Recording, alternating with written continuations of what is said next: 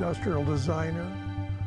Cars, pretty cars, are industrial design. They're engineering that moves.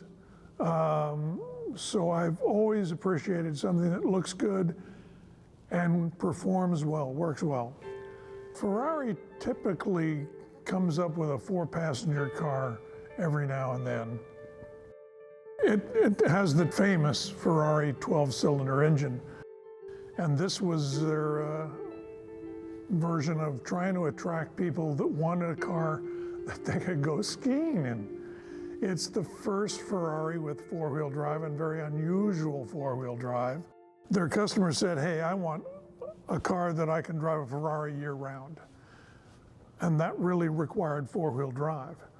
So they said, okay, we'll make the world's fastest 4-wheel drive production passenger car in existence. Top speed, 208 miles an hour. No, I have not taken it to 208 miles an hour. The technical issue is, how do you do that? And they have a split transmission. They'll have a transmission in front of the 12-cylinder engine driving the front wheels, and then another main transmission driving the rear. That helps with the weight balance, and it allows you to have almost a 50-50 weight balance front and rear.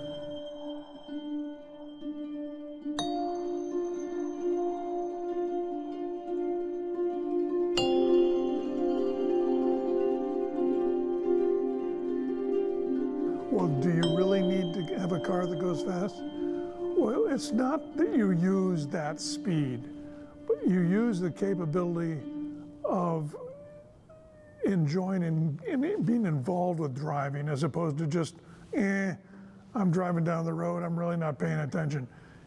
In this car, you pay attention.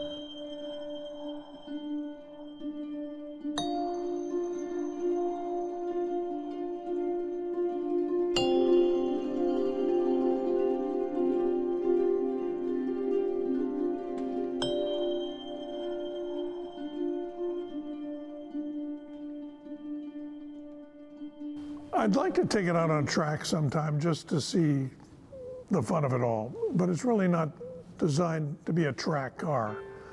And I've taken many other cars on the track, and the one advantage you would have with a Ferrari is the brakes wouldn't give out. Almost every other car you would take, by the third time you do a lap, your brakes are not working anymore because they're just too hot.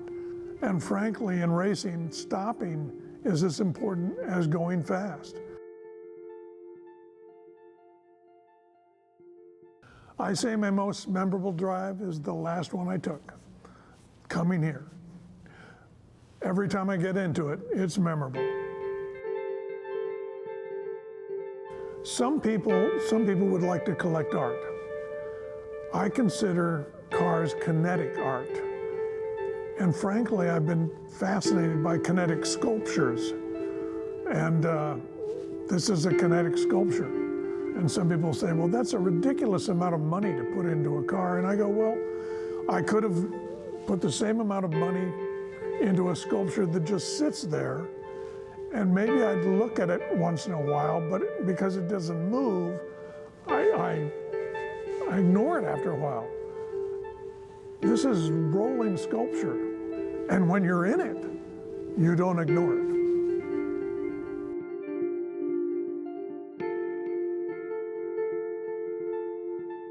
Well, when you're dealing with any of the Ferraris, and I've driven several Ferraris, and they're all very different. That's the interesting things about Ferraris. One from the next, you're engaged in all of them, but they're a little bit different. But as a car that I've been with for a long period of time, 10 months now, every time you're in it, you are engaged. Other cars, you can just say, well, I'm not really going to pay attention. You're not thinking, what happens if somebody takes a left turn in front of you? In this car, you go, okay, I'm engaged, and that's the fun of it. It's like a little mini vacation. You forget everything else because you're concentrated on driving, even if it's 20 miles an hour. Obviously, if it's 125 miles an hour, you're even more engaged. Well, I've driven a lot of cars by this time. I've driven other Ferraris on tracks. I've never had a car this capable that I would use as a daily driver. A Ferrari made it that way. It's really for people who have multiple Ferraris. I do not. This is my daily driver.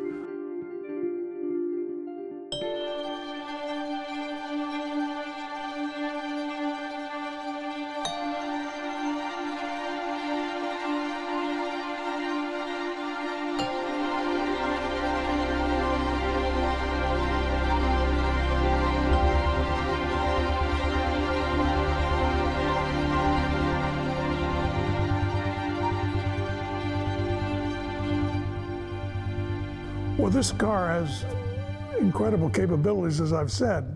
It has everything I want, except you can't remove the roof. The roof is there. So maybe it'd be nice to have a convertible someday.